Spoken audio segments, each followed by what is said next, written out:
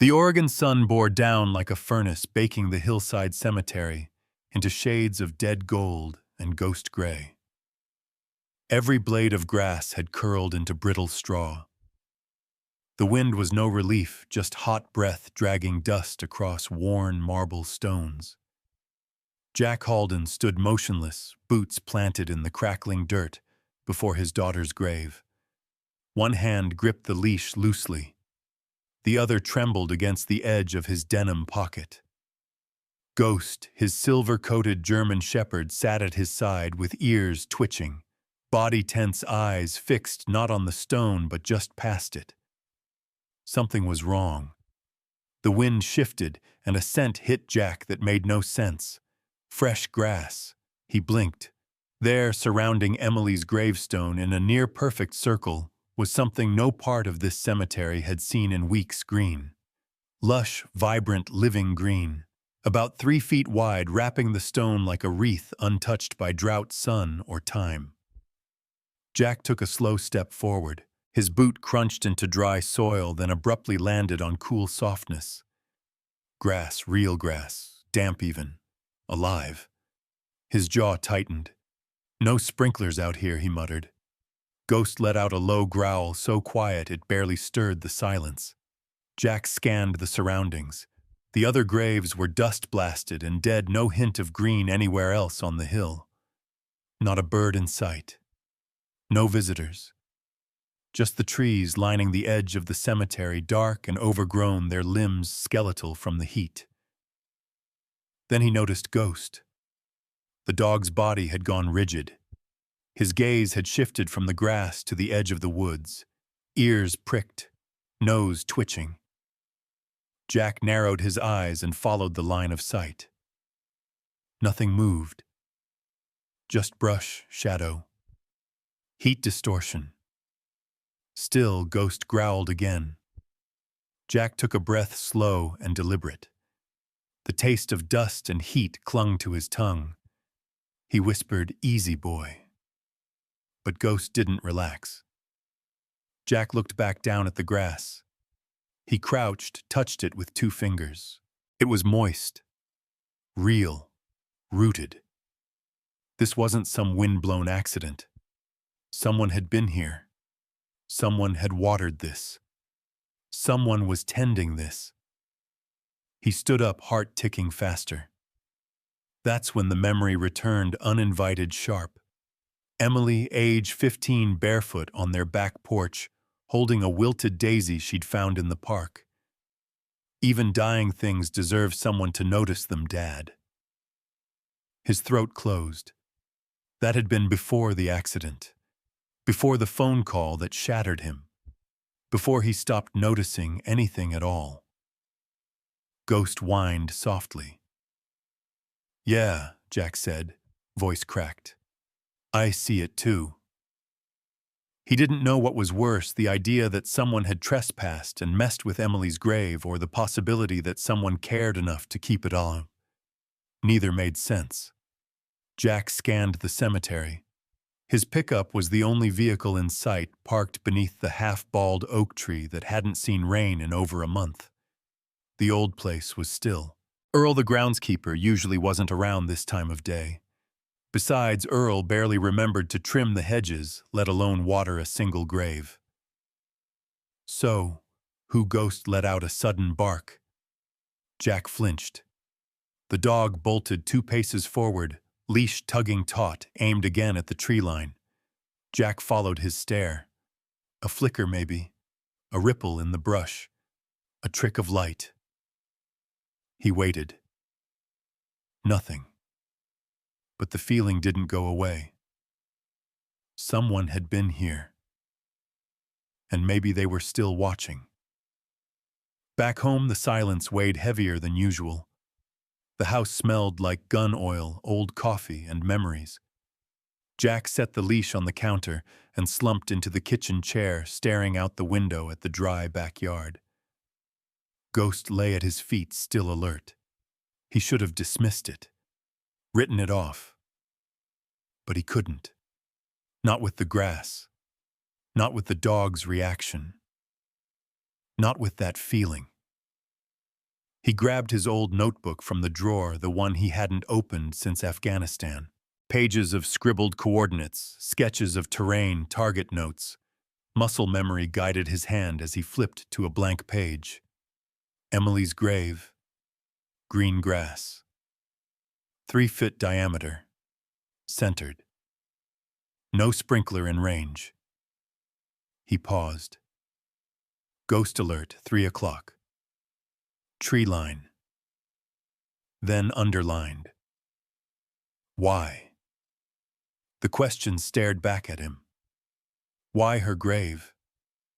Why now? Why would someone do this in secret? Jack closed the notebook. That's when Ghost got up and walked to the door, tail stiff, staring. Jack followed. Out in the yard, the sky was darkening. The sun began to crawl toward the trees, and the shadows thickened over the hills. Ghost gave one more look toward the woods behind the cemetery, just visible in the distance, and let out a low, soft growl. Jack felt it again. That pull. That war-bred instinct that never quite died. The feeling of being watched, of being tested. The next morning he stood on the hardware store's porch before it opened. Arms crossed, Ghost beside him like a statue. Inside he bought a weatherproof trail camera. He didn't say a word to the teenage clerk who asked, "Going hunting?" Jack just nodded. Not for deer, he thought. For truth. That Friday, back at the cemetery, Jack parked in the same spot. The grass was even greener. Alive. He walked around the grave, slowly mapping sight lines. Then he looked up at the tall oak 50 feet away. It had a clear view of the stone. He climbed partway up with surprising grace for a man his age and bolted the camera high into the trunk, facing down. Wide angle. He adjusted it once, then again. Perfect. Activated. This wasn't paranoia. This was recon. Back in the truck, Ghost sat alert in the passenger seat, watching the field. Jack looked at the grave one last time, then toward the woods. We'll see what you are, he thought. You were fighting your own war, and you missed hers. The words didn't come from anyone in the room, but they echoed in Jack Halden's mind, as if someone had whispered them straight into his ear. He stood barefoot in the kitchen, staring into a mug of black coffee that had gone cold before the sun even fully cleared the trees. The house was still dark, save for the slice of morning light that crept across the floor like a reminder of time continuing, whether you were ready or not. The green grass haunted him. That patch, vibrant and alive, had no right being there. It had rooted itself not just in the earth, but in Jack's skull. He saw it when he closed his eyes. He felt it when the wind brushed past the porch and carried with it the memory of a girl's laughter. Emily. She used to sit on that very porch leg, swinging nose buried in a book, talking to herself like the characters were real. Jack used to listen from the living room, half amused, half grateful. She could entertain herself while he numbed the noise in his head with the TV and whiskey. Back then he told himself it was enough that he was there, that being physically present was love. But now he saw the lie in that. Jack walked to the living room, Ghost padding behind him like a silent shadow. He opened a drawer in the old oak credenza and pulled out a folder of paperwork he hadn't touched since the accident. Clippings, school newsletters, medical bills, Emily's death certificate, her birth certificate. She had been real. And then she wasn't. Just like that. He slumped into the couch, folder open in his lap. Ghost rested his head on Jack's boot, watching him with unblinking loyalty. The dog had been there the night they told Jack about the crash. He remembered how Ghost didn't bark or move, just lay next to him all night, while Jack stared at the wall, not shedding a tear, not making a sound, just gone. The world had moved on, but Jack hadn't. He flipped through the folder until he came to a faded photograph, Emily at 10 muddy hands holding a rescued duckling from the creek. The caption she'd written on the back in purple ink.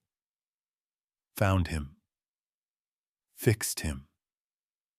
Let him go. Jack closed his eyes. The trail camera was still running at the cemetery, watching over her grave.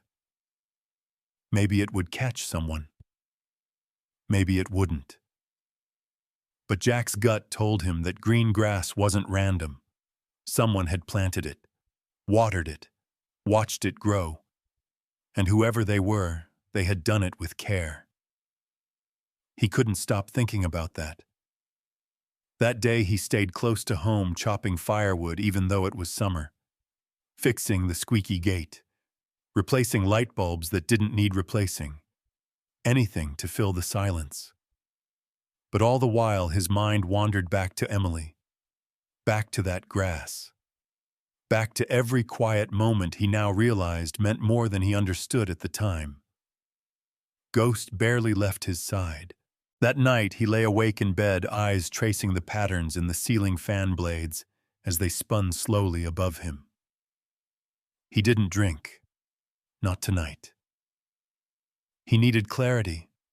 The same kind of clarity he had during patrols overseas, when every sense was dialed in and failure meant someone didn't come home. He wasn't a soldier anymore. But something about this felt like a mission. The next morning, Jack returned to the cemetery with a notepad, a thermos of hot coffee, and his dog. He didn't go straight to the grave this time. Instead, he walked the perimeter of the property, measured distances, marked angles, tried to understand the land like it was enemy terrain. He found faint tracks near the tree line, child-sized. A pattern began to form. A route from the woods to the grave and back, expertly hidden footprints, shallow and careful. Someone knew how to move quietly here. It wasn't random. He sat on the same bench as the week before, eyes on the grave, sipping coffee like a stakeout cop. Ghost lay at his feet, unmoving but alert. The sun climbed higher. The heat pressed down. No one came. Not yet. That night he retrieved the trail cam's memory card and brought it home. He didn't wait. Plugged it into his old laptop screen, flickering to life. He skipped the daylight hours, fast-forwarded straight to twilight. And there he stopped. 3 shapes emerged from the tree line. Small, human. 2 boys and a girl. The girl led, moved like she'd done it before. Confident, soft-footed, a jug slung over her shoulder. The boys followed closely, one carrying a hand spade, the other dragging what looked like a plastic tarp. They approached Emily's grave like it was sacred ground. The girl knelt and placed the jug gently on the grass. The younger boy began pulling stray weeds. The older one rolled out the tarp and began sorting tools, a brush, a cloth, small bags of soil. Jack leaned forward in his chair. They worked in silence, a practiced ritual. Every move deliberate, every action respectful. Not kids messing around. This was care. This was grief. The girl poured water slowly, deliberately. The soil darkened, the grass glistened. The younger boy patted it smooth with his hands, like tucking it in for the night. The third boy stepped back and looked around with anxious eyes. Jack couldn't breathe. These weren't vandals. They weren't strangers. They were caretakers. He paused, the video zoomed in on the girl's face. Blurred in the low light, but visible enough. Young, maybe 12. Determined. And suddenly a weight dropped in his chest. Not dread. Recognition. There had been a girl like that once in Emily's stories. A kid she read to at the library. One who never had clean clothes, but always listened closely. Jack had barely registered the name back then. Zoe. He pulled open another drawer, sifted through old spiral notebooks Emily had filled with doodles, quotes, to-do lists. On one page, scribbled beside a grocery list, was a note. Find another book for Zoe. She liked the mystery one. Jack leaned back in the chair.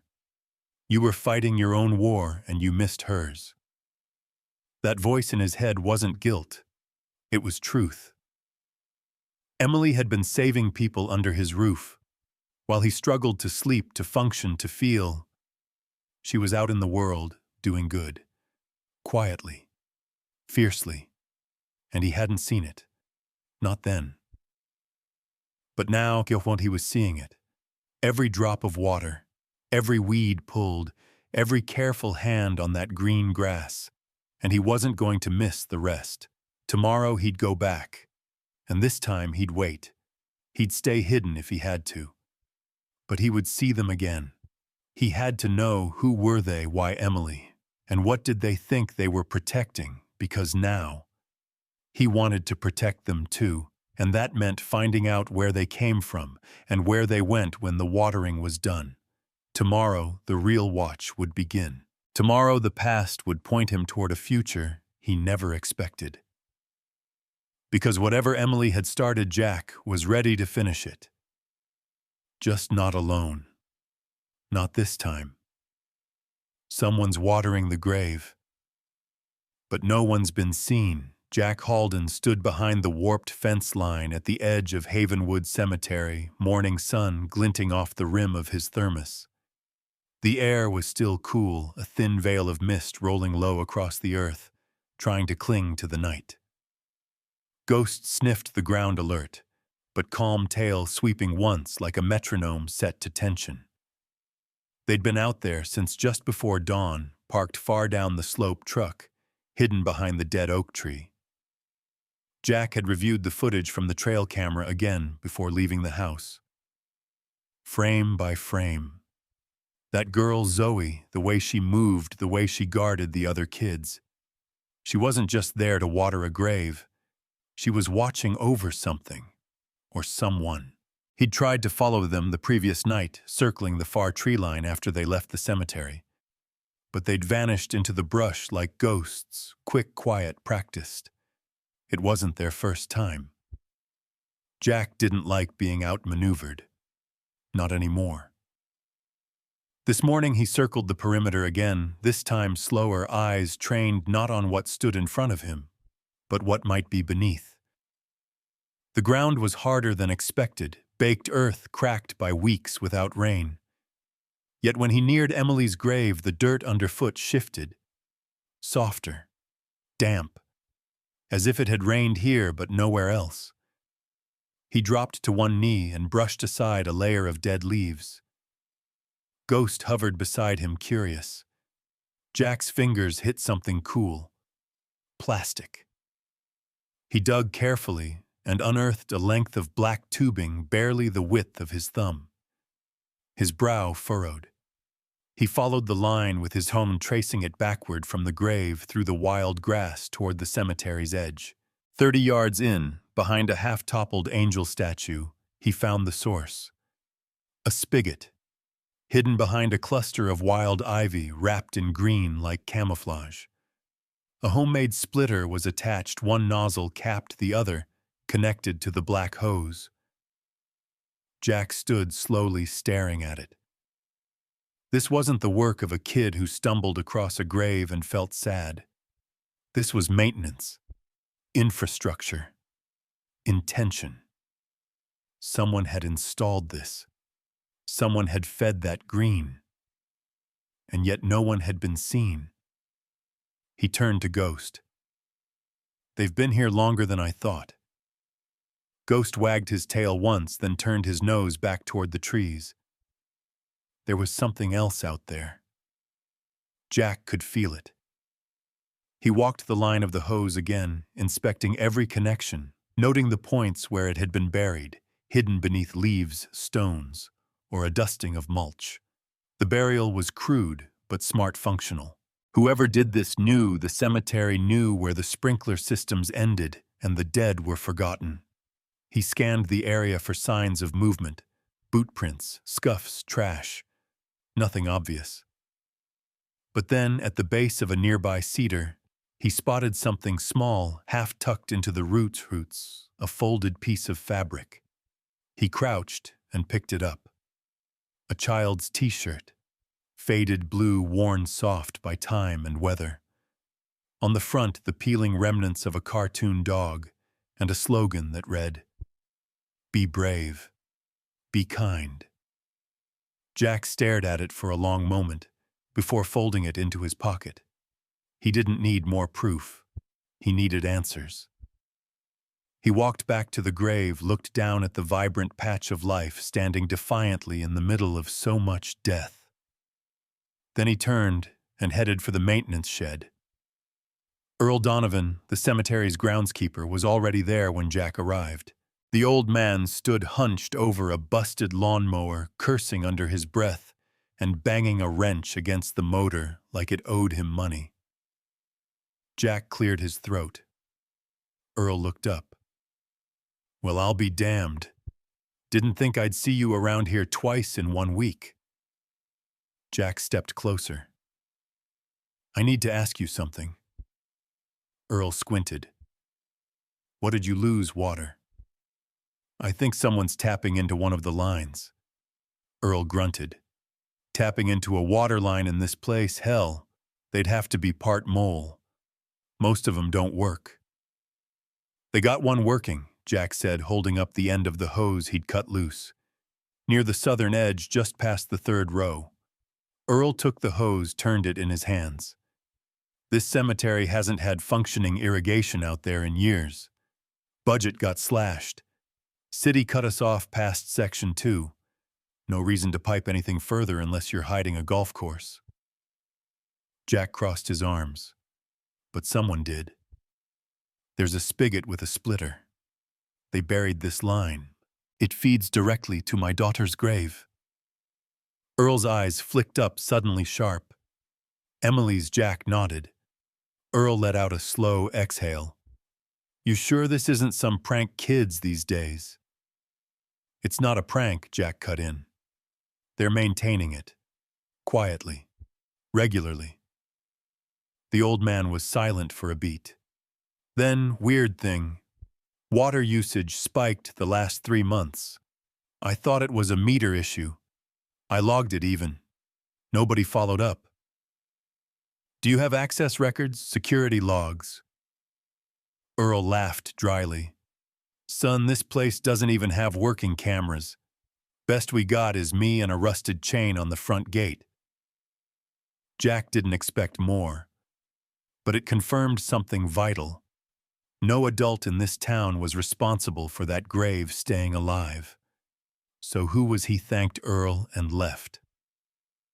As he drove back toward his cabin, thoughts circled in his head like buzzards. Every clue pointed to one answer he wasn't ready to accept. Children. Homeless, maybe. Or runaways. Living close enough to care for a grave. Smart enough to stay hidden. Resourceful enough to install irrigation without anyone noticing.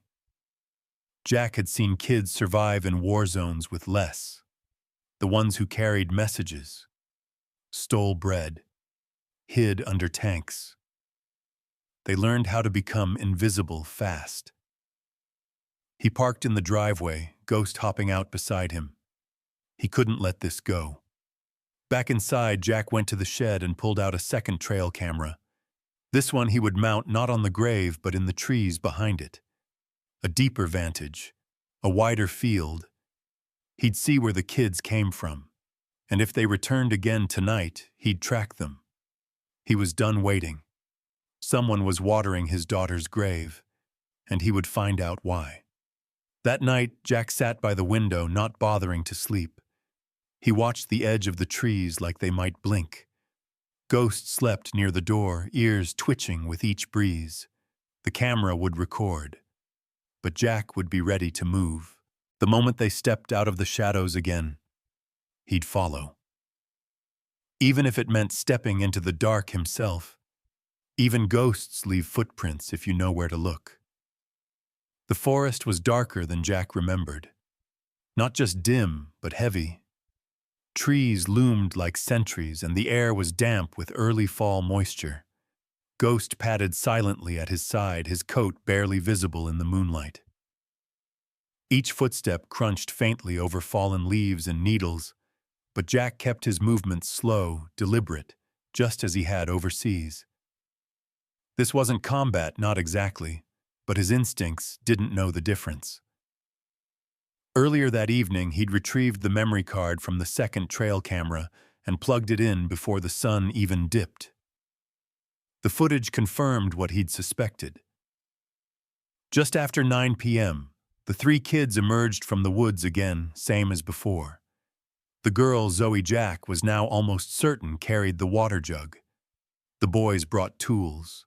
They worked quickly, reverently, and then disappeared into the trees near the south fence, same place as before.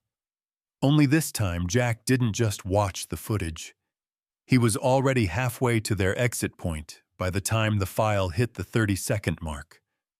Now, following their trail, he stopped often, not because he was lost, but because he wanted to feel the path. He checked for broken twigs, shifted leaves, slight indentations in the soft earth. And they were there. Barely visible but present. Footprints. Small. Light. Repeated. They'd done this walk many times. Jack glanced at Ghost, who had paused ahead, nose low, ears high. The dog looked back and waited. "Yeah," Jack whispered. "I see it too." They continued deeper away from the neat rows of the cemetery and into a tangled web of forest trails, half grown over and forgotten by anyone except deer or desperate kids. 15 minutes in, Jack noticed the first marker, a red plastic ribbon tied around the branch of a pine sapling, frayed by wind and sun. He touched it briefly. Below it, the path bent left, then right, then narrowed between two mossy boulders. It was a natural choke point, and someone had cleared just enough to squeeze through. Beyond the rocks, the trees opened into a low clearing. The moon lit it just enough to reveal the outline of what lay ahead, an old maintenance shed or grain warehouse abandoned, judging by the way the roof sagged and the siding peeled. But there was life around it. Jack crouched low in the brush, watching. A flicker of light moved behind the grimy window. Candlelight, maybe. Soft golden. Ghost crouched beside him, perfectly still. Inside, shadows moved. Jack counted 3 figures. The girl again, the 2 boys. No adults, no electricity, just quiet voices and the occasional scrape of metal against wood. The girl moved like she was in charge, organizing, directing, rationing. The boys followed her lead. They weren't chaotic. They weren't reckless. They were survivors.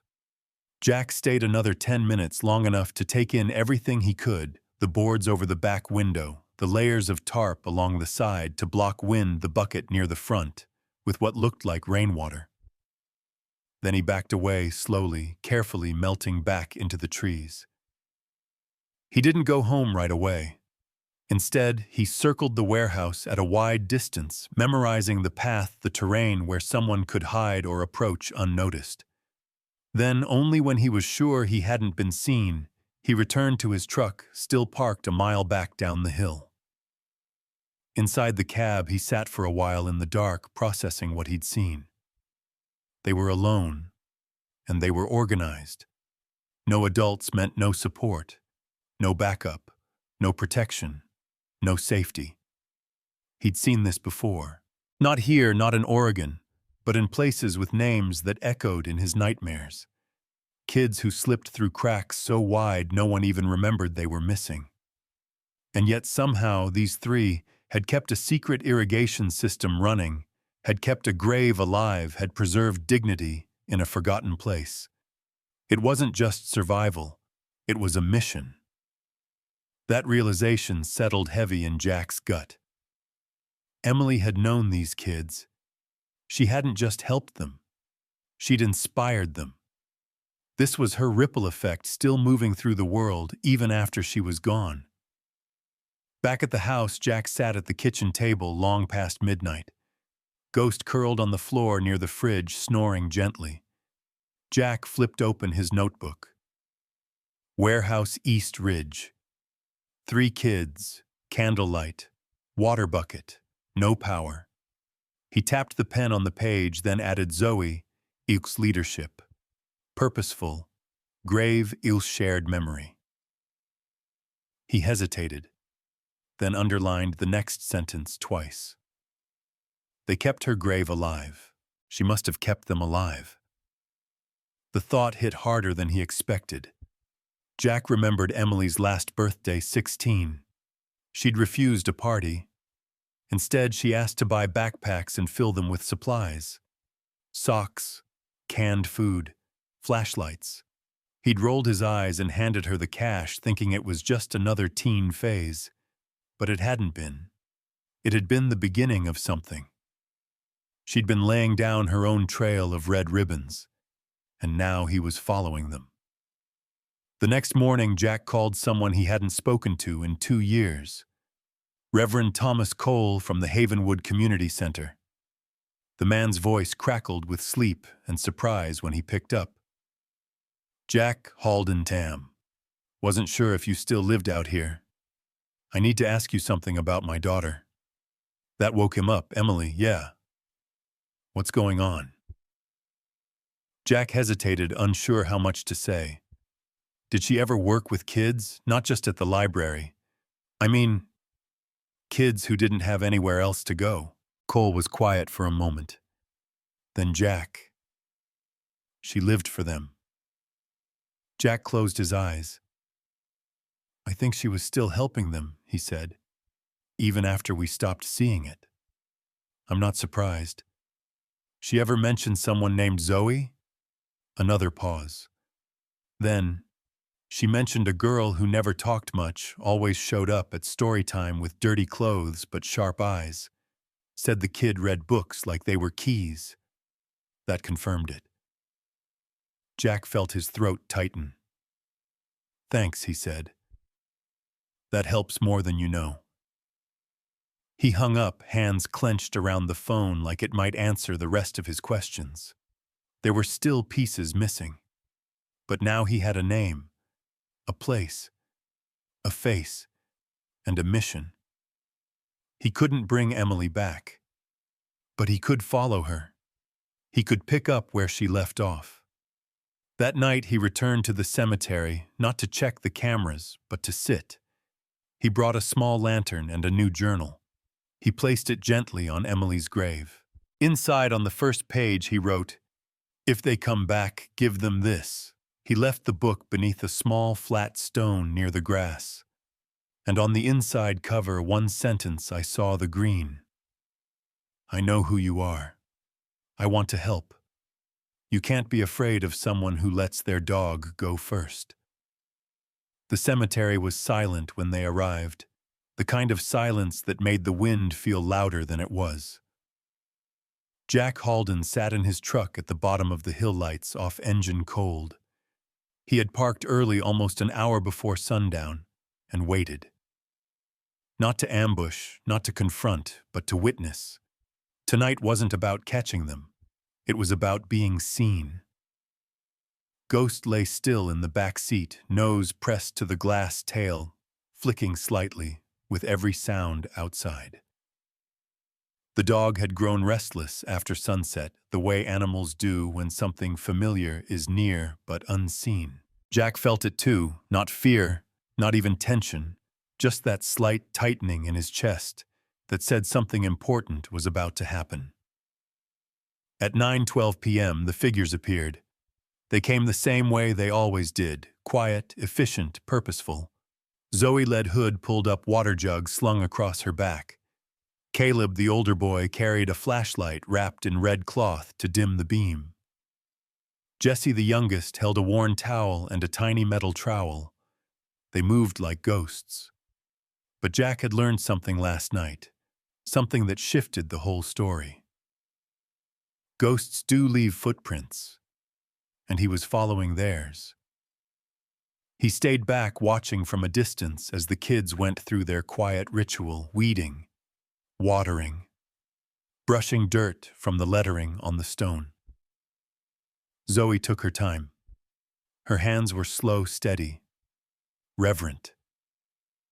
When she finished, she stood up and reached for the edge of the grave. She paused. Jack saw her hand dip beneath a flat rock. Her fingers closed around something. The notebook. Her body tensed. He watched her flip it open. Read the first page, then the second. Her head snapped up.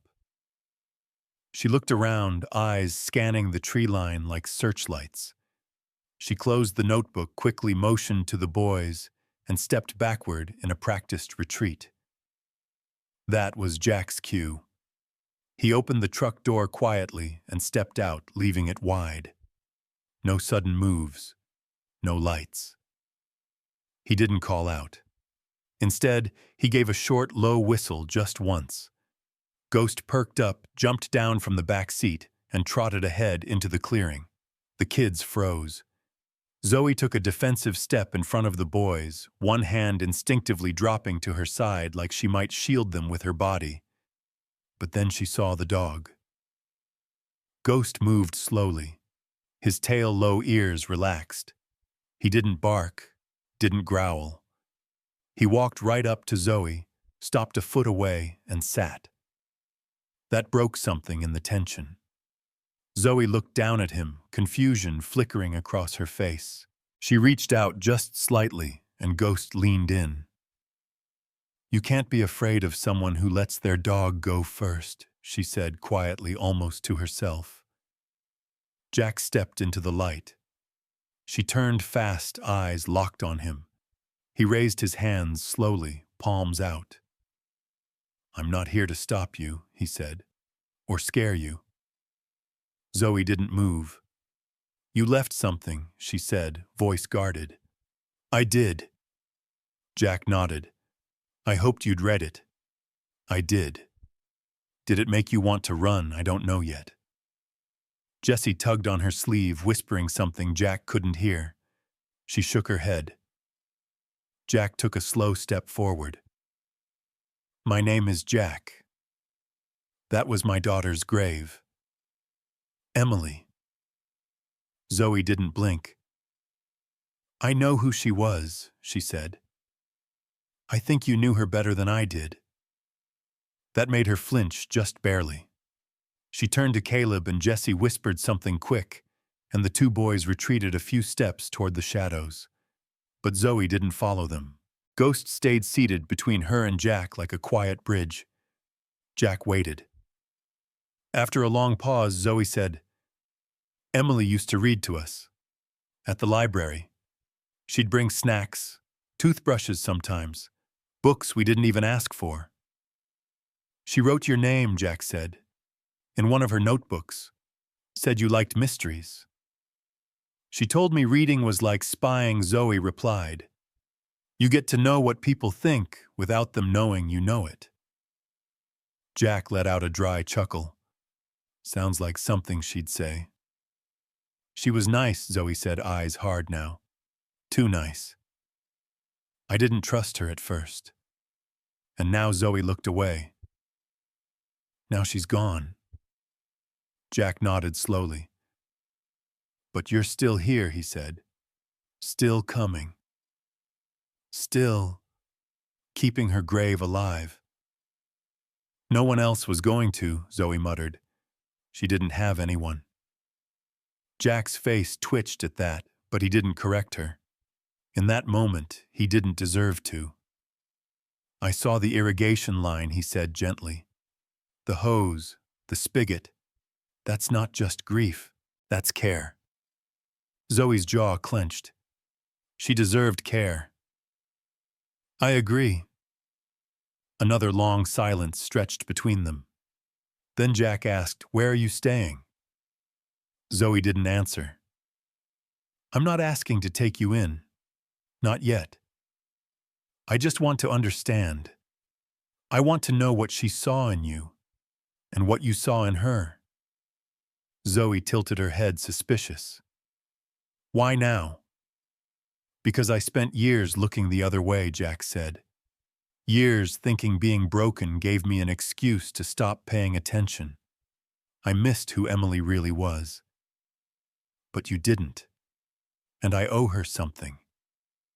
Maybe this. Zoe stared at him for a long time. Then she said, We don't need saving. I believe you. We're fine. You're surviving, Jack corrected. There's a difference. She didn't argue. Ghost stood up and walked back to Jack, brushing against his leg before sitting again. I don't want to scare your brothers, Jack said, nodding toward the boys. Would it be all right if I came back tomorrow? No dog. No tricks. Just to talk. Zoe narrowed her eyes. You'll follow us anyway. Not if you tell me not to, he said honestly. But I hope you don't. She watched him, studied him, then gave a slow nod. 1 hour, she said. Sunset. No surprises. I'll be here. Zoe turned, gave a sharp whistle, and Caleb and Jesse emerged from the shadows. The three of them disappeared into the trees without another word. Jack stood alone with Ghost under the stars. He looked down at the patch of green still soft and wet from tonight's watering. He whispered, They remember you. Ghost whined softly. Jack looked toward the trees. I do too, he said. You can't help someone if you think you know what they need better than they do. The sun bled out over the tree line like someone had cut open the sky, casting long shadows over Havenwood Cemetery. Jack Halden stood by Emily's grave hands, tucked into the pockets of his flannel shirt, trying to look casual. He'd gotten there early again, partly to think, mostly to make sure no one else showed up. The notebook he'd left under the rock still sat there unopened since Zoe's visit the night before. Ghost was back at the house this time per Zoe's request. Jack had honored that without question. At exactly 6:59 p.m., he heard movement in the trees. Leaves shifting. A twig snapping once, then silence. Jack didn't look. He waited. Zoe emerged a moment later, walking calmly into the clearing, her hood down tonight. Her face was clearer now, no longer just the blur from a camera feed. Sharp eyes, high cheekbones, dirt smudged under her nails and along her jeans. Tough, but not hard. Young, but not naive. She stopped about 10 feet away. Jack gave her a small nod. Thanks for coming back. You left the notebook again, she said flatly. I figured you might want to write something. I don't. All right. A pause. Then Zoe shifted her weight, pulling her sleeves down over her hands. You brought the dog, Ano, Jack said. He's home. She nodded once, then looked past him to the grave. I brought flowers, she said, almost like an apology. Jack's brow lifted as he watched her reach into her backpack and pull out a small bouquet, wildflowers, uneven, clearly handpicked. She hated store flowers. Zoe added more to the stone than to Jack. I didn't know that, Jack admitted. She said they were too perfect. Not real. That hit harder than Jack expected. Yeah. That sounds like her. Zoe knelt, placing the flowers neatly at the base of the stone. She brushed some dirt away from the edge, then stood again, wiping her hands on her jeans. Jack waited a beat before speaking. I want to understand, he said. Not fix, just understand. Zoe raised an eyebrow. Most adults say that right before they start fixing. Jack gave a half smile. Fair, but I mean it. She crossed her arms, debating something. Then finally, you want to know why we come here? I do. It's not just for her, Zoe said. It's what she left, what she gave us, what she taught us to keep going when nobody else even noticed we existed. Jack's voice was quiet. What did she give you? A reason to believe somebody could see us and not look away. That silenced him. Zoe looked at him, really looked. You didn't see it, did you? Jack shook his head. I didn't. I thought I was protecting her by keeping my head down. Turns out I was just missing who she really was. Zoe didn't respond. She just let the moment sit there. Jack cleared his throat. Can I ask where you're staying? Okay. She trusted us to keep our place secret. I'm not breaking that. I respect that. Zoe's eyes narrowed. Do you? Because this is where it always goes wrong. People say they want to help, but what they mean is they want to pull you into their way of helping, their system, their rules. Jack nodded slowly. You think I'm going to try to report you? I know that's what most people would do. Jack stepped carefully into the next sentence. I'm not most people. You're her dad. Yeah. And for a long time that didn't mean anything good. But I'm trying to change that now. Zoe looked away, chewing her bottom lip, like she wanted to believe him, but couldn't quite risk it yet. I've seen what you've done for the grave, Jack said. That kind of care, that kind of consistency. That's more than most adults do for the people they're paid to take care of. She saved us, Zoe said softly. I know that sounds dramatic, but it's true. She listened.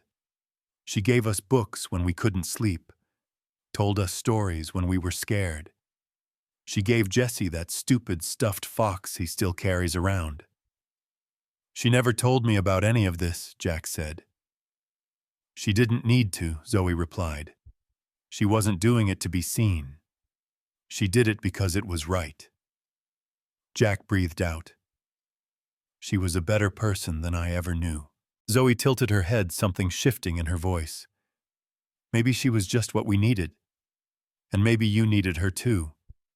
But she couldn't be everything to everyone. I never asked her to be. But you expected her to be okay. That landed like a gut punch. Zoe stepped closer, no longer hiding behind her arms. You think grief makes you broken. But we were already broken. Emily just held us together, and now we're trying to hold her together. Jack felt the lump rising in his throat. Look, Zoe continued, voice softening. I don't know what you're trying to do here, but if it's about making yourself feel better, don't. I'm not, Jack said. I'm not looking for forgiveness. Then what are you looking for? Jack hesitated. Then a way forward. That includes all of you. Zoe blinked, not expecting that. I know what it's like to survive something and then not know what to do with the survival, Jack added.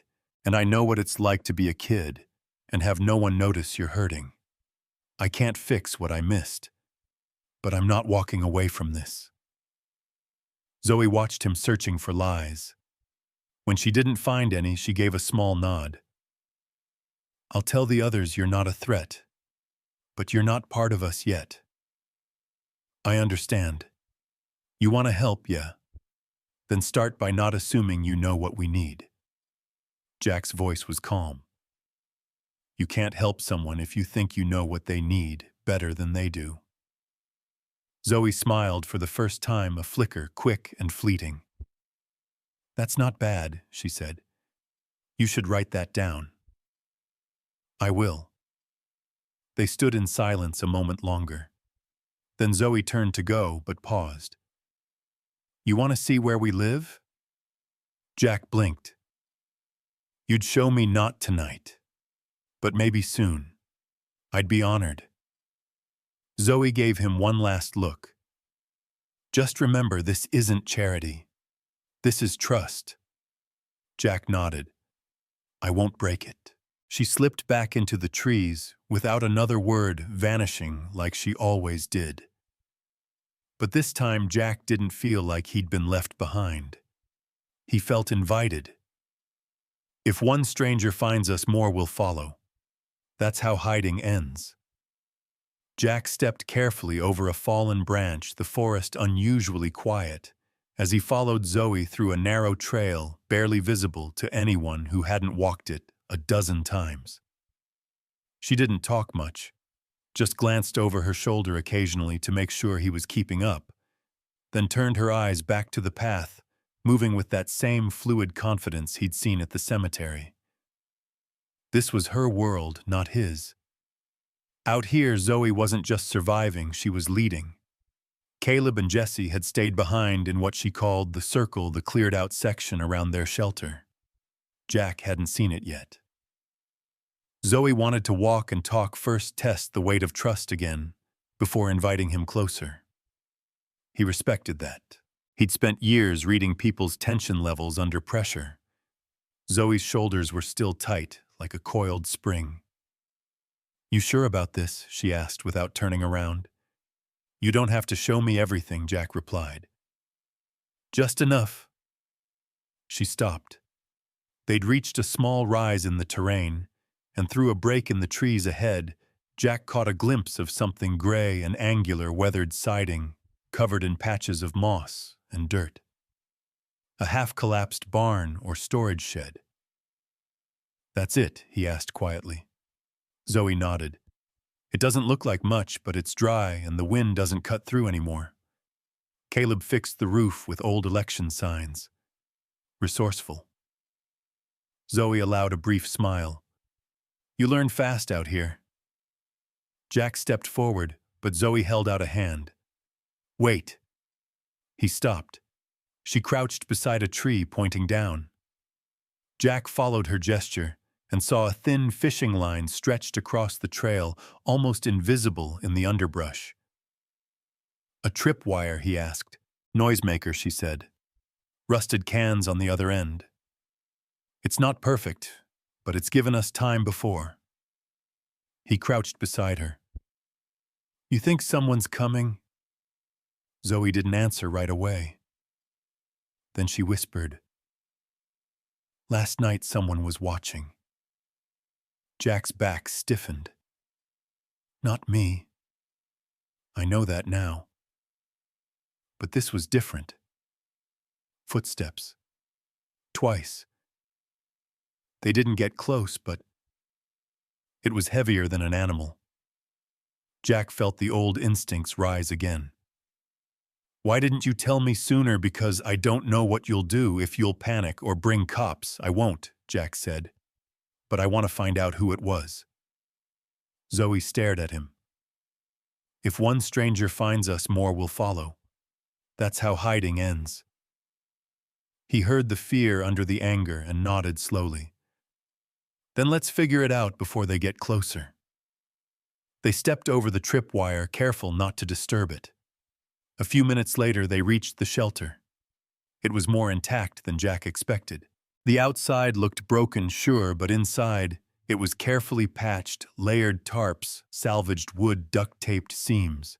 Jack spotted a small chimney made from welded metal piping a solar panel, no bigger than a notebook, leaning against a south-facing tree.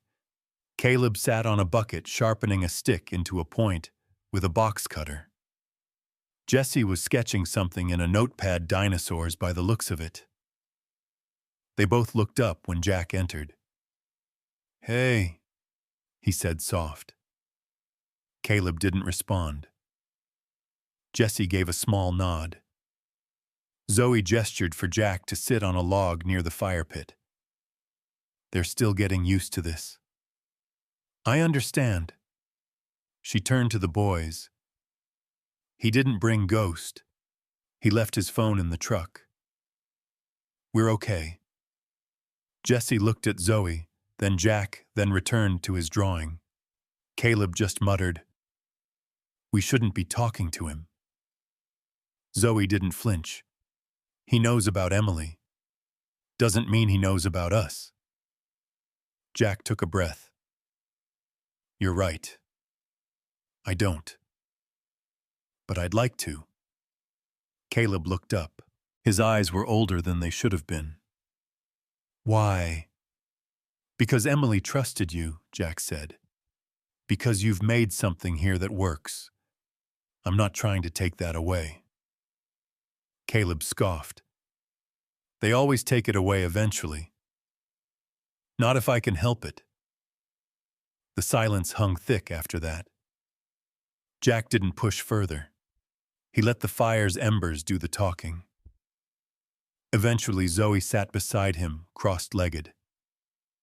You said you want to help, she said. Yes. What does that mean to you? It means making sure you're safe and that no one else takes this from you. That's not help, she said. That's protection. It's not the same. Jack nodded. You want control. We've earned it, Zoe replied. He agreed. Completely. But then Jesse looked up and said, What if it's the man from the grocery? Zoe's head turned fast.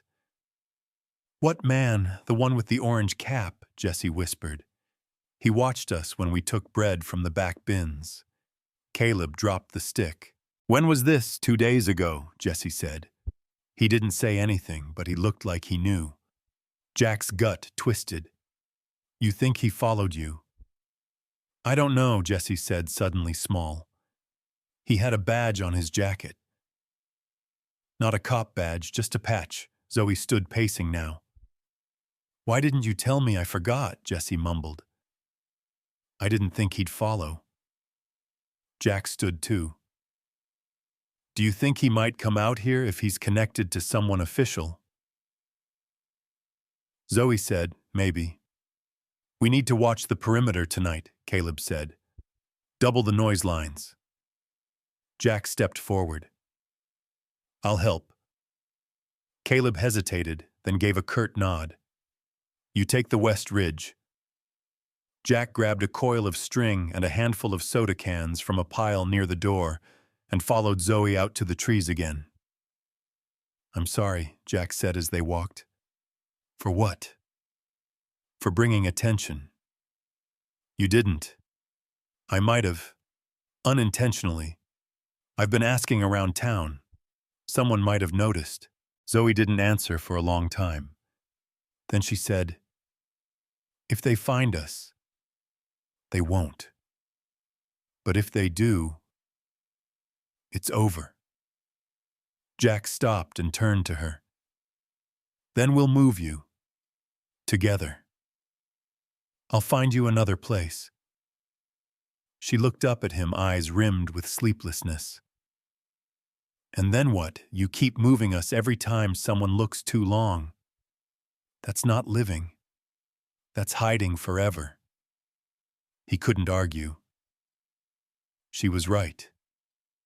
You deserve more than survival, he said. We don't get to want more. You do now. They finished the traps in silence. That night, Jack didn't sleep. He stayed near the edge of the forest, just inside the line of trees, shotgun in hand, ears tuned to the rustle of every leaf. At 2:17 a.m., Ghost waiting in Jack's truck at the edge of the cemetery let out a single bark. If one stranger finds us, more will follow. That's how hiding ends. Jack didn't sleep the rest of that night. He stayed outside, the kid's shelter rifle across his lap, eyes fixed on the dark line of the trees. Every sound sharpened his focus, the wind through the leaves, the distant hoot of an owl, the snap of branches in the underbrush. Ghost sat beside him, ears perked, motionless, except for the occasional turn of his head. The stranger's face had burned itself into Jack's memory. That patch on his jacket, Oregon Youth Integration Initiative, wasn't one Jack recognized from any government agency he'd dealt with in the past. But the man's confidence, his rehearsed tone, and the way he'd walked into those woods like he belonged there, that was enough to tell Jack something real was coming, and fast. Just before dawn, Zoe emerged from the shelter. Her hoodie was zipped up, tight eyes shadowed by exhaustion and tension. "You haven't slept," she said. "Didn't want to miss anything." She sat next to him, her knees pulled up to her chest. "Did he say anything else?" Jack nodded. "He said he'd be back with paperwork." Zoe didn't answer right away. Then she whispered, "If they take us, we don't go together." Jack turned his head toward her. "What do you mean they'll split us up? Jesse's young. He'll go to a foster home. Caleb and I, probably some group facility or temporary shelter. Different places, different towns. We disappear from each other." Jack swallowed the sudden weight in his chest. "You don't know that for sure." "I do. We've seen it happen. It's what they always do." She sounded resigned, not angry, not even scared. Just empty. Like this wasn't new to her. Like the threat of erasure had always loomed at the edge of her world. Jack looked at her for a long moment. "You said it last night. Hiding ends when one person finds you. But maybe it doesn't have to end in the way you think." Zoe turned her face toward him, skeptical. "What if instead of running we go on record?" Jack said. "Make your presence known before they can twist the story. Use Emily's legacy, her journals, her history with you, to show that you've been under someone's care, not just some runaways." Zoe furrowed her brow. "You think that's enough to stop them, Mo? But it might be enough to slow them down. Maybe even change who gets involved. Not cops or enforcement. Maybe the right kind of social worker, a lawyer, a sympathetic judge." She let out a bitter laugh. "Those people don't show up for kids like us. They might if someone with a military record and a stable address stands next to you when you speak." Zoe shook her head. "And then what we live with you know. That's not what I'm offering. I'm not here to replace Emily. I'm here to protect what she cared about." Zoe sat in silence for a long time, the early light brushing across her face. Finally, she said, "If we do this, we do it together. Me, Caleb, and Jesse. No separate interviews. No being pulled into side rooms." Jack nodded.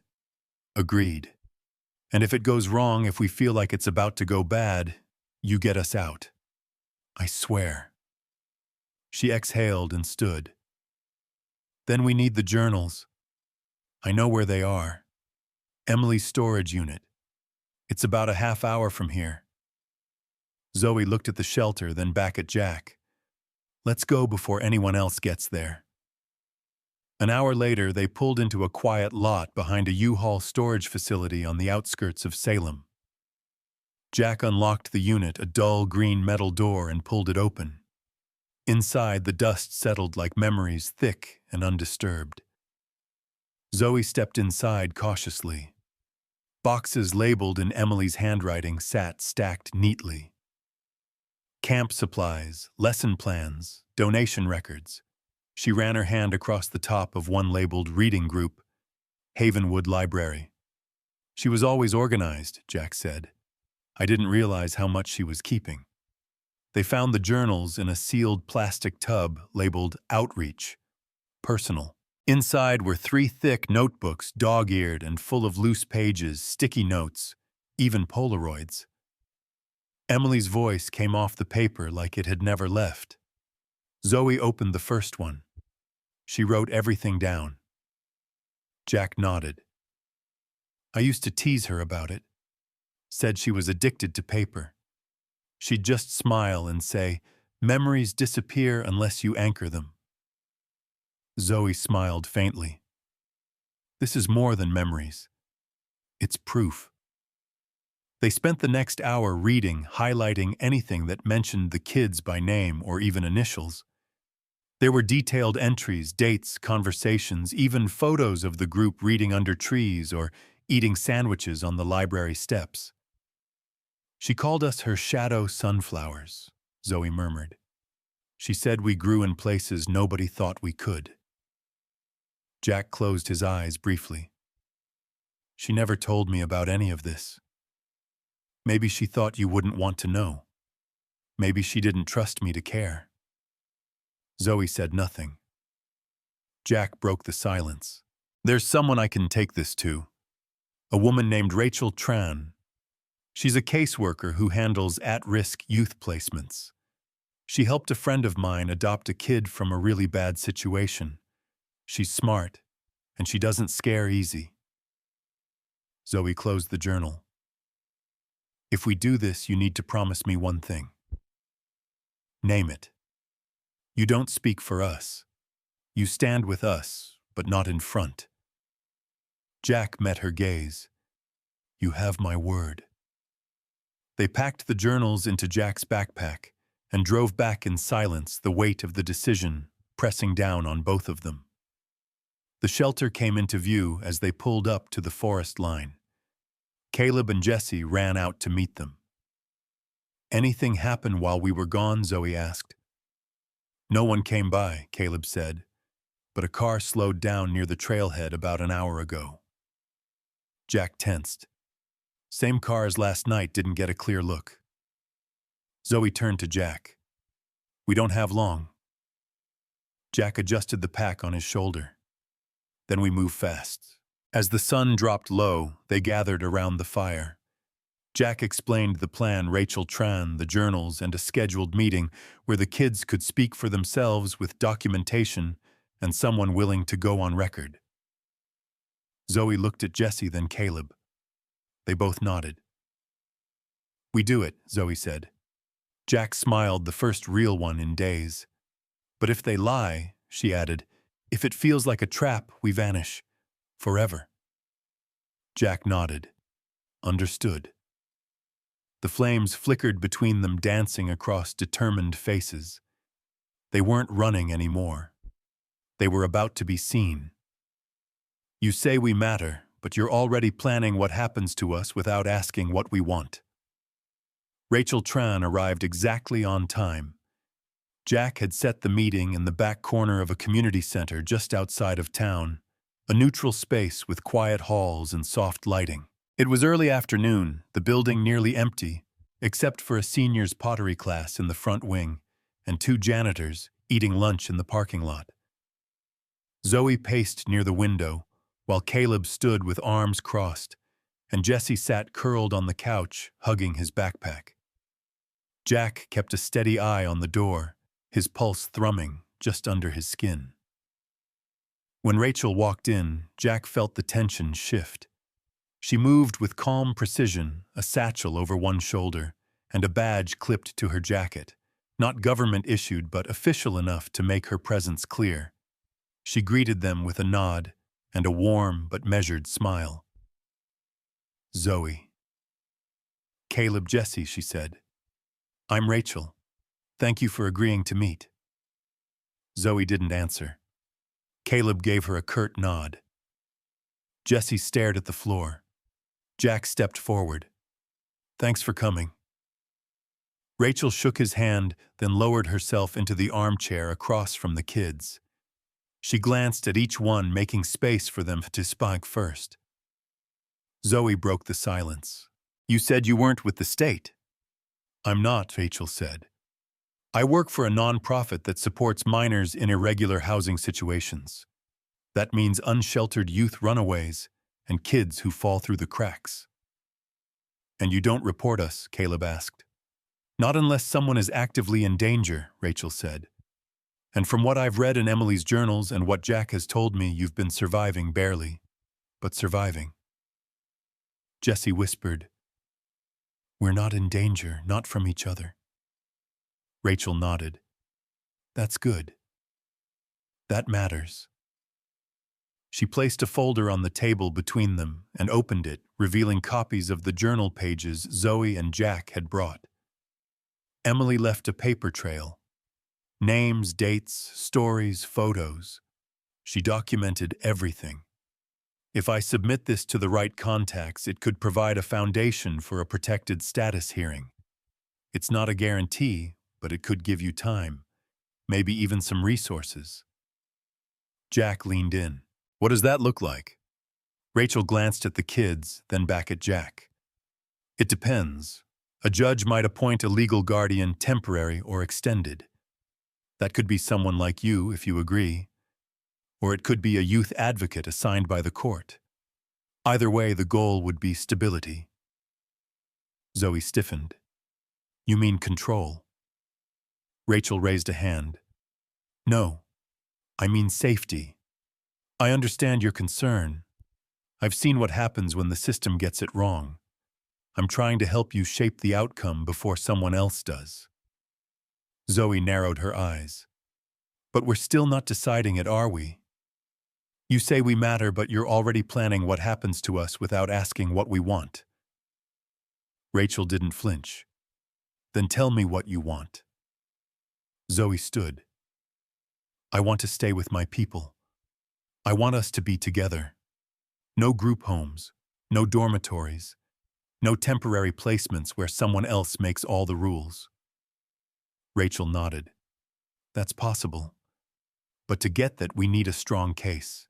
We need community support. A judge won't let 3 minors live alone in the woods, no matter how well you've managed so far.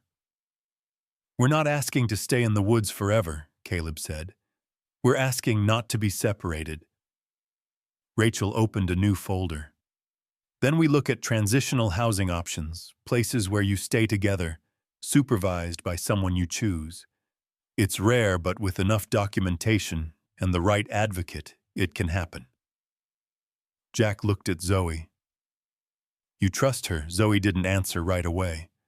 Her face was tight, conflicted. Finally, she said, I trust Emily, and if Emily trusted her, I'll listen. Rachel smiled gently. That's all I ask.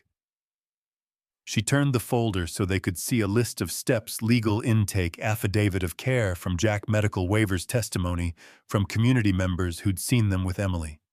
It was dense but clear. Caleb took the paper and began scanning it. Jesse leaned closer. Rachel paused. Before we go further, there's something you need to know. That man who showed up in the woods, he's not state. Not exactly. Zoe's shoulders rose. Then who is he? His name is Darren Clive.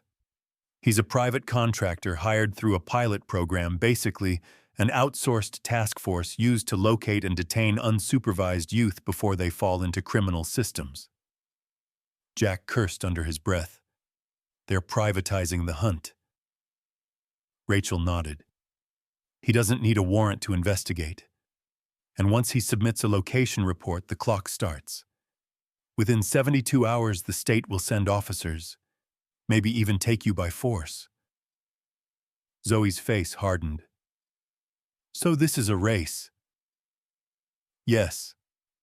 And I'm not exaggerating when I say your best chance is to act now before Clive escalates.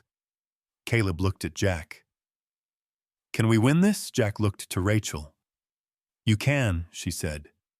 But only if you're willing to show up, publicly. That means a preliminary hearing in front of a judge. You speak for yourselves. You bring Emily's journals, and Jack, she turned to him, you testify under oath. Jack didn't hesitate. I'll do it. Rachel handed Zoe a small recorder. Start documenting everything. Record how you live, how you cook, how you support each other. Take photos. These are your truths. This is your voice. Zoe took the device carefully, like it might burn her fingers. Then she nodded. Rachel closed her folders. I'll schedule the hearing for 3 days from now. We'll meet again tomorrow to prepare. They walked her out to the car. The parking lot buzzed with late sun and distant traffic. Rachel turned before getting in. I know it's scary, but this, choosing to be seen, That's the most powerful thing you can do. Zoe didn't smile, but she held Rachel's gaze. Then let's be seen. Back at the shelter, they sat around the fire, passing the recorder between them. Jesse spoke first, telling a story about how Emily used to braid his hair while he read aloud. Caleb followed, describing how they repaired the roof after the storm with nothing but a hammer and some soda cans. Zoe held the recorder last. Her voice was steady. My name is Zoe Monroe. I am not a case. I am not a risk. I am not a number. I am a girl who lost someone who saw me, and I won't be invisible again. Jack looked into the flames, heart heavy with pride and worry. They had chosen a path with no easy ending, but it was theirs. The system doesn't care if we survive.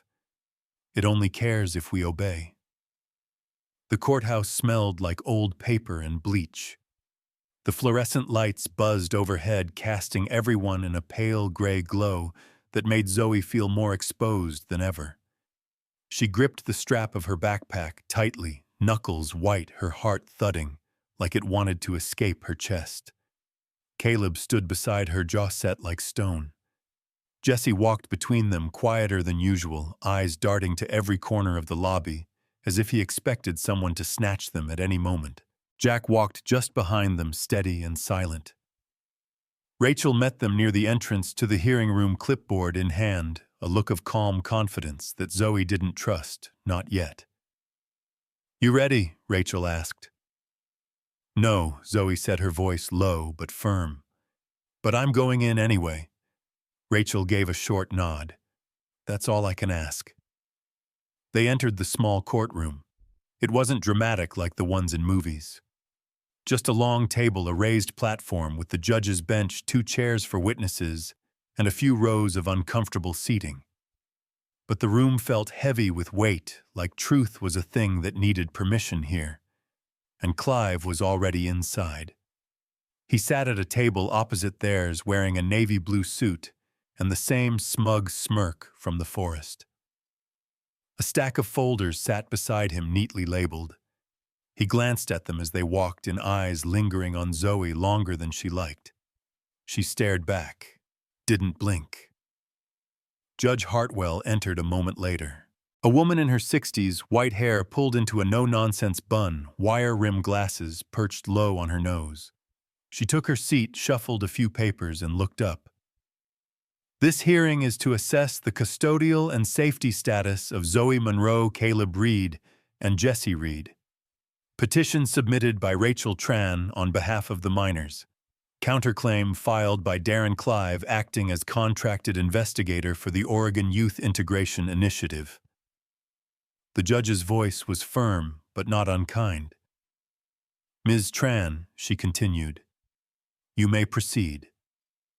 Rachel stood, cleared her throat, and launched into her opening how Emily Carter had served as a caretaker and mentor to the 3 minors, how her sudden death left them without official guardianship, how Jack West, a decorated Army veteran, discovered them and brought their situation forward not out of obligation but conviction.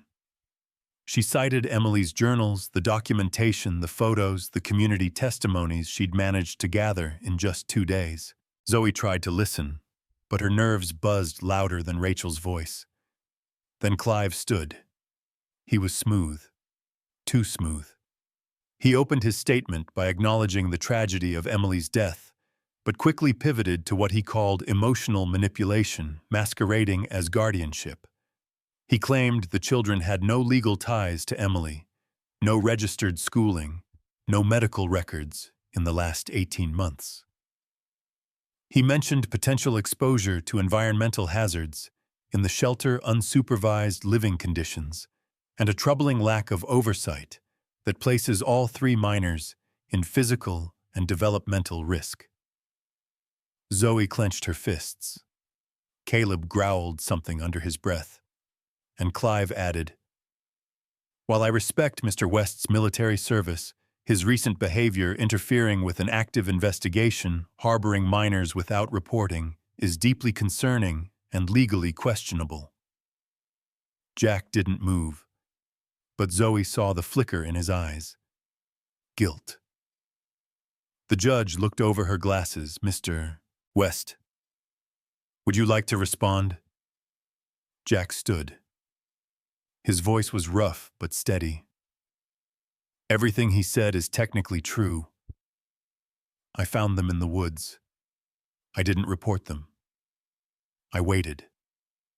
I watched. And I made a choice to trust them. I believe Emily Carter would have done the same.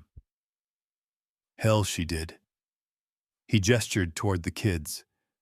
They weren't just surviving. They were caring for each other. Cooking, building, teaching. Jesse reads at a 9th grade level. Caleb fixed a roof with scraps and math. Zoe keeps them alive every single day. That's not dysfunction. That's resilience. He paused. We punish kids for being abandoned and then blame them for staying hidden. That's not justice, that's convenience. Rachel called Zoe next. She walked to the witness seat, sat down, and faced the judge. Ms. Monroe, the judge said, tell me about your situation. Your words, not your advocates. Zoe swallowed hard. Then she leaned in. I don't know what it's like to have a normal family. I barely remember my mom. Emily was the first person who saw something in me. Not as a case, as a person. She let me bring my brothers with me. She didn't say, pick one or they'll slow you down. She said, we're stronger together. She looked directly at Clive. And when she died, we didn't run because we were criminals. We ran because we knew no one would believe we could care for each other better than strangers could. The system doesn't care if we survive. It only cares if we obey. Silence. Even Clive didn't blink. We don't want pity. We don't need to be rescued. We just want the right to stay together and to have a say in how we live. Zoe's voice didn't tremble once. The judge leaned back, thoughtful. Ms. Tran, she said, based on the evidence, I can see the care and structure these minors created for themselves. However, the law requires certain safeguards. What exactly are you asking this court to approve? Rachel stood. We request an emergency guardianship stay under Jack West's oversight to give the children 30 days of protected status while we file for alternative living placement, one that allows them to remain together with academic and medical support outside of state institutional care. Judge Hartwell looked at Jack. Mr. West, are you willing to accept that responsibility? I am, Jack said without hesitation. Clive stood, voice cool. Objection. Mr. West has no child care certifications, no training. The judge held up a hand. Mr. Clive, you've made your point. This is not a custody ruling. It's a stay of detainment. She looked at Zoe.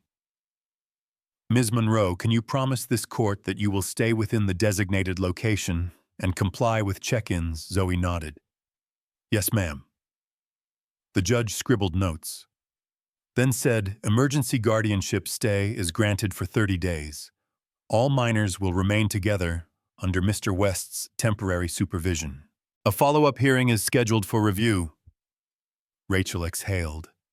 Jack sat down, finally breathing again. Clive didn't move, but the tightness in his jaw told Zoe everything she needed to know. They'd won the battle, not the war. Back outside, the air was cooler. Jesse whooped. Caleb cracked a rare grin. Zoe looked at Jack. You didn't have to do that. Yes, I did, he said. We're in this together now. Rachel walked them to the parking lot. Be ready, she warned. Clive won't take this quietly. He's going to dig. Hard. Zoe nodded. Let him dig. We're not afraid anymore. We thought the system was our enemy. Turns out it's the ones hiding inside it. The cabin sat tucked between tall fir trees at the edge of a remote clearing about 12 miles outside of Eugene. It wasn't big, 2 rooms, a kitchen barely larger than a hallway, and a rusted porch swing, but it was dry, safe, and for now theirs. Rachel had pulled strings through her nonprofit to secure the property owned by a retired counselor who agreed to rent it for $1 a month for the duration of the emergency guardianship stay. Jack paid the first dollar in cash. Zoe, standing next to him, never took her eyes off the trees. They spent the first 3 days settling in. Jessie chose the couch over a bed, claiming it felt more like a fort. Caleb fixed a squeaky door hinge with a butter knife and duct tape. Jack installed a battery-powered camera out front, just in case. Zoe rarely let herself be alone. Still, something in the air felt off. Not wrong, exactly, just watched. On the 4th night, while Jesse slept under a blanket with comic book pages spread across his chest, Caleb crouched in the corner by the supply shelf, flashlight between his teeth. Zoe leaned against the wall behind him, arms crossed. "What is it?" she asked. Caleb held up a small black square no bigger than a matchbox. A blinking red light pulsed underneath the plastic casing. "I found it tucked into the lining of the spare sleeping bag," he said. "Not ours. One of the ones Rachel dropped off from the center." Zoe's pulse kicked hard in her neck. "You sure it's a tracker? I've seen one before. One of my old foster homes had one in the van. Same shape. Same blink." Zoe took the device gently. The plastic was cool to the touch. "He's watching us," Clive Caleb said. "He planted this." Zoe's throat tightened. Rachel wouldn't have known. No. But someone at her nonprofit might have. If he couldn't stop us legally, he's going underground. She looked at the sleeping bag again. "How many other things did they donate?" Caleb opened the cabinet blankets, 2 boxes of food, 3 unopened packages of socks, all from the same supply drop. He dug deeper and pulled out a portable charger with a strange weight. Zoe didn't wait. She marched to the bedroom where Jack was reviewing papers at the desk and slammed the tracker down in front of him. He looked up, startled. "What is it, Clive's leash?" He stared at it, then picked it up slowly, the color draining from his face. "Caleb found it. In the gear they gave us." Jack stood, grabbed his phone, and immediately stepped onto the porch. Zoe followed, arms folded like armor. He dialed Rachel, holding the phone tight to his ear. "Rachel, we found a tracker in one of the sleeping bags. Looks like standard GPS. Was that part of the donation package?" Even from where Zoe stood, she could hear the stunned silence on the other end. "No," Rachel said. "Absolutely not. I had everything pre-screened before delivery." "Jack, I swear that's not us. Then someone snuck it in. Clive's people, possibly. Or worse, he's got someone inside." Jack's eyes narrowed. "How deep, I'll find out," Rachel said. "And I'll burn whoever it is." He ended the call, turning to Zoe. "We don't panic. We use this." Zoe raised an eyebrow. "Use it?" "We leave it somewhere else. Feed him bad intel. Make him move his people." She nodded slowly, catching on. "You want to trick the trap?" "Exactly." That night, Jack drove 30 miles into a state forest and tossed the tracker into a bus stop trash can near a local campsite, a place where transients often came and went. If Clive sent his team, they'd be hunting ghosts. Back at the cabin, Zoe watched from the window. Her chest still felt tight. Caleb stood behind her. "We're never really safe, are we?" "No," she whispered. "But maybe we're getting smarter." The next morning, Rachel showed up with more news, and it wasn't good. They've filed a formal motion to revoke the guardianship stay, she said, spreading the paperwork across the kitchen table, claiming you've already violated court conditions by engaging in non-monitored behavior. Zoe's brow furrowed. What does that even mean? It means someone's leaking selective surveillance, Rachel said. Photos, GPS hits. Clive's building a case that you're still a risk, that Jack isn't providing enough oversight. Caleb growled. He's cheating. Rachel looked at Jack. They know you drove last night. They're twisting it into evidence of concealment. I was protecting them, Jack said. They don't care. They care about control. Zoe leaned over the paperwork. So what happens now? They've scheduled a revocation hearing, 48 hours from now. Jesse sat on the stairs wide-eyed. They're coming back. Rachel hesitated. Yes, unless we fight back harder. Jack stepped in. What do we need? Proof that Clive is violating protocol, that he planted the tracker illegally, that he's leveraging his private positions for personal gain. Zoe sat down, rubbing her temples. He's always one step ahead. Maybe Jack said, but he's arrogant. That's a weakness. Rachel pulled a flash drive from her bag. I pulled surveillance footage from the nonprofit's storage facility. There's a gap in the camera log, 2 hours night before the donation delivery. The logbook was signed by a temp employee, a name I'm almost sure is fake. Caleb's eyes narrowed. Then we catch him red-handed. Rachel smiled grimly. Exactly. They spent the next day gathering what they could. Jack reached out to an old friend, Tommy Kendrick, a cybersecurity specialist, who owed him a favor. Tommy ran the flash drive through analysis, recovered partial footage, and enhanced a still image from the missing feed. It showed a man in a black hoodie loading supplies into a van. It's Clive, Rachel confirmed, staring at the photo. Tommy added, I traced the GPS signature from the tracker. It pinged a Clive registered account the same night it left the facility. Rachel nearly shouted. Got him. Zoe took a breath. We go to the hearing. We don't just defend ourselves, we put him on trial. Jack looked at her. Are you sure Zoe didn't blink? I'm done hiding. Let him explain why a group of helpless kids outsmarted him. That night, as the cabin fell quiet, Zoe sat on the porch with the photo of Clive on her lap. Stars stretched overhead, cold and endless. We thought the system was our enemy, she whispered.